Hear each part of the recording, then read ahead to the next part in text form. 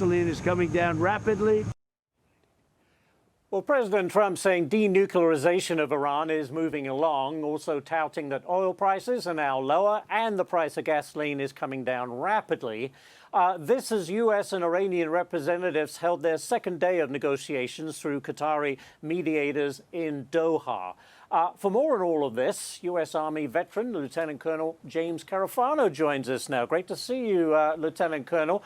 Listen, the U.S. and Iran reportedly have agreed to a week-long de-escalation in the Strait of Hormuz, basically cooling tensions just in time for the 4th of July celebrations. But let me ask you this, how do you see it playing out? Donald Trump is like a guy in Vegas at the table, and he's got a stack of chips in front of him a mile high. He can play this any way he wants. People have no idea. Any leader in the world today who is fighting a war would be thrilled to be in the position that he is. Iran cannot build a nuclear weapon today, cannot physically build one. It's impossible. They could not conduct a mass attack with ballistic missiles and drones against any country in the region. They just physically could not do it. They could not get the Houthis, Hamas, Hezbollah, the militias in Iraq, the extremists in Syria. They could not get any of them to conduct a protracted war against anybody. These are the reasons that we went to war. The Iranians can't do any stuff to really hurt us. And they shot the hostage in the Straits of Hormuz. They're never going to be able to create the amount of an economic disruption with the first closure they created, which, by the way, even wasn't really all that terrible when you compare it to something like the energy crisis in the 1970s. The Straits are not closed. Right.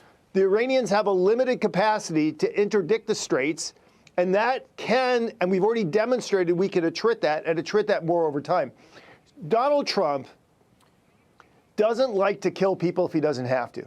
This is no defining, he is not afraid of killing people, but if there's a way to solve a problem without going out and butchering a bunch of people, Donald Trump's going to do that, and he has the time, the resources, and the strategic advantage to do that. So look, just let the guy do his job, will you? Yeah, exactly, which brings me to the next question. What do you make of the Wall Street Journal reporting that President Trump recently considered a return to all-out war with Iran, but has continued to go with diplomacy? If talks don't progress to the president's liking, could you envisage another large-scale military attack on Iran?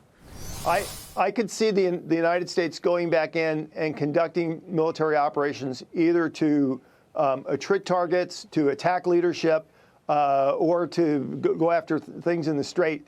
So I can see that happening. And I think the president's been super, super clear about that. So I do think, and this is the key point, there is no constraint on the president's ability to use force other than the President of the United States. The weapons are there, the munitions are there.